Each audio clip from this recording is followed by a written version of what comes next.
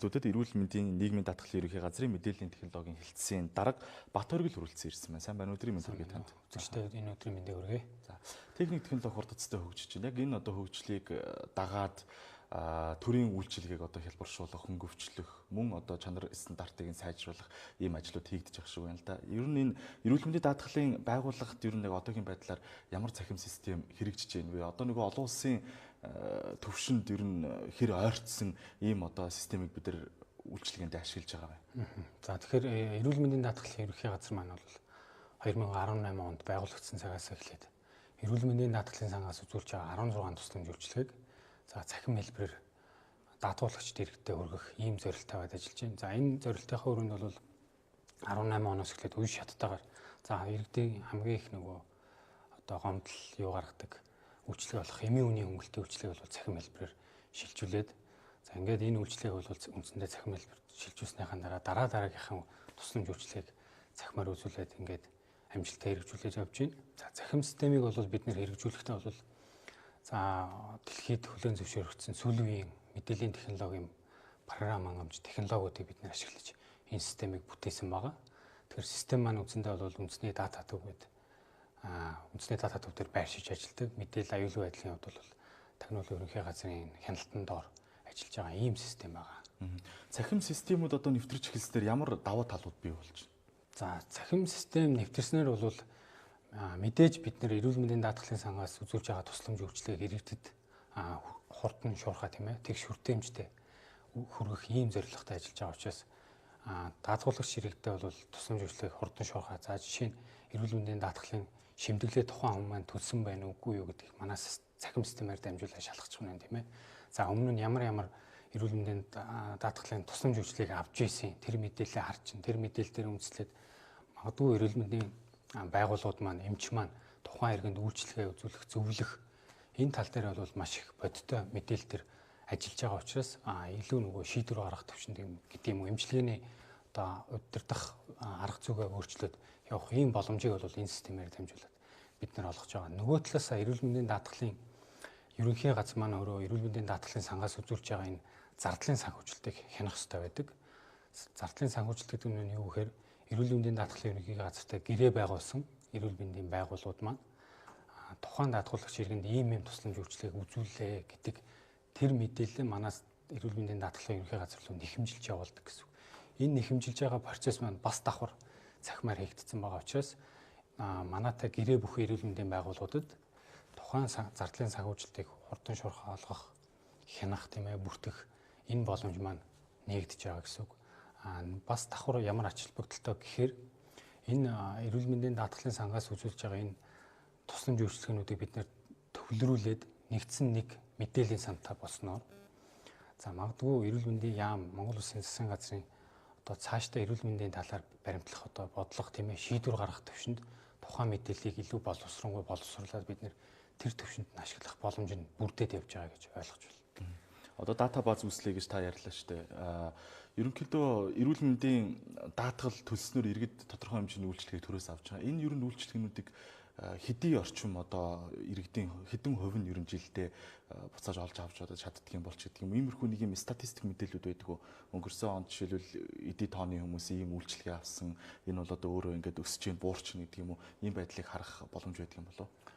Ер нь бол давхарцсан доогоороо тийм ээ 18 оны байдлаар бол давхарцсан доогоор бол сая 500 орчим иргэн бол туслан эрүүл мэндийн даатгалын сангаас тусламж үйлчилгээ авсан гэсэн статистик тоо бол байгаа. Ер нь бол бид нар мэднэ одоо жишээ нь өөрийн харьяа дүүргийнхаа өрхийн эмнэлэг дээр очиод тий өрхийн эмнэлгээс онцлогоо шинжилгээ эрүүл мэндийн даатгалын сангаар санхүүжуулаад үзүүлэх боломжтой. Ингэснээрээ бид нар яаж авах вэ гэхээр 2 3 дугаар шатлалын нөгөө эмнэлгүүдээр ирдэг ачааллыг анхан шатны өрхийн эрүүл мэндийн тусламж үйлчилгээгээр дамжуулаад бууруулах ийм бодлогыг баримтлаад ажиллаж байгаа гэж ойлгож байна. Өмнө нь яг ямар маягаар явдаг байсан юм цахим систем бий болохоос өмнө? За өмнө нь бол цахим систем нэвтрэхээс өмнө бол эрүүл мэндийн даатгалын байгууллагууд маань цаасан хэлбэрээр нэхэмжлээ илгээдэг байсан. Тэрнийхэн дагав цаасан ирсэн тэр нэхэмжлэгийг манай эрүүл мэндийн холбогдох одоо шалгалтын байцаагч эмч нар маань нэг бүрчлэн шалгаад зөрчилтэй юмыг одоо хасаад санхүүжилтийг хасаж олгодог. Иймэрхүү байсан. Одоо цахим систем орсноор бид нар бол зөвхөн тухайн гэрээ бүхий эрүүл мэндийн байгууллагуудаас нэхэмжлэлийг авч байгаа. Нэхэмжлэлийн дагуу манай цахим системээр бүх одоо даатгуулагч иргэнд үзүүлсэн тусламж үйлчилгээний бүртгэл нь байгаа учраас цахим системээр хянаал санхүүжилтийг олгох ийм одоо мэдээллийн технологийн дэвшилт зүйлийг ашиглаж бол дижитал одоо сүүлийн үед яригдаад байгаа дижитал шилжилт гэдэг. Энэ хөрөнд бол ингээд шилжээд явж байгаа гэж ойлгож байна. Монгол Улсын засгийн газрын тогтоолоор олон төсөл хөтөлбөрүүд улс орон даяар өрнөж байна л да. За одоо бол эрүүл шүүд эрүүл хүүхэд гээд аян 2020-21 оны хүртэл ингээд үргэлжлээд эхэлчлээ. Элэг бүтэн Монгол хөтөлбөр за тэгэл одоо урьдчилан сэргийлэх, эрт илрүүлэх, үзлэг онцлогоо гээд энэ бүхнийг ерөн цахим системтэй яаж холбож уйж өгч байна? За тэгэхээр цахим системийн маань бас нэг одоо давуу тал нь маань юу вэ гэхээр иргэнэ таньдаг болсон байна.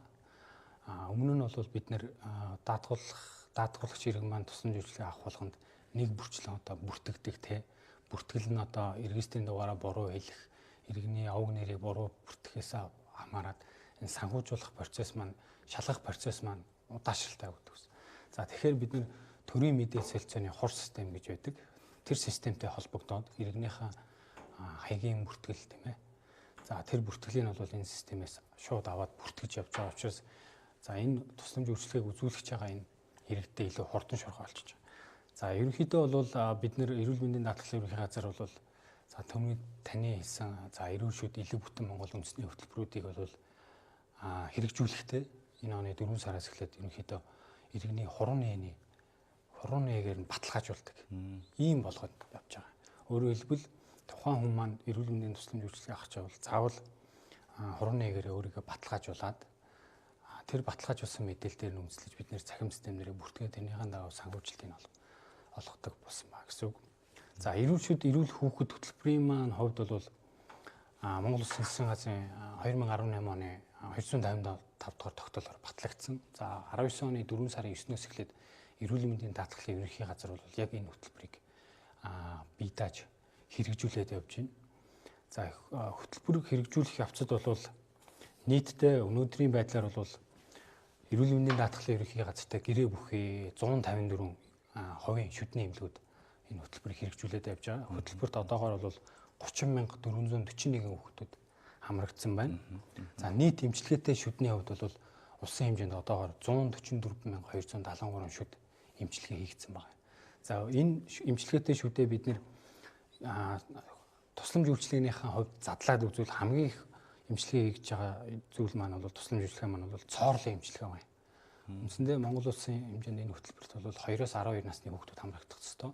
Тэр хүүхдүүдийн маань дийлэнх нь шүд цорох өвчин эмэгтэй байна гэсэн үг. Одоо энэ цахим систем хэрэгжихэлсээр энэ одоо мэдээллүүдийг нэг дороос шууд харах боломжтой болж байна. Өдөр болгон тухай бүрт нь одоо real time буюу одоо бодит хугацаанд нь хараад хянаад явж байгаа гэсэн. Аль аймагт одоо жишээ нь цоорлын эмчилгээ нь их байгаад байна гэдэг ч юм уу те. Бүс бүсээр нь бид нэр ингээ хяналтаа гэдэг явах боломжтой. За баярлалаа танд. За эрхэм үзэгчдээ бид эрүүл мэндийн даатгалын байгууллагаас хэрэгжүүлж байгаа цахим системийн талаар дэлгэрэнгүй мэдээлэл өглөө манай студид эрүүл мэндийн нийгмийн даатгалын ерөнхий газрын мэдээллийн технологийн хэлтсэн дарга Бат Оргил өргөдөн ирлээ. Анхаарлаа хандуулсан танд баярлалаа.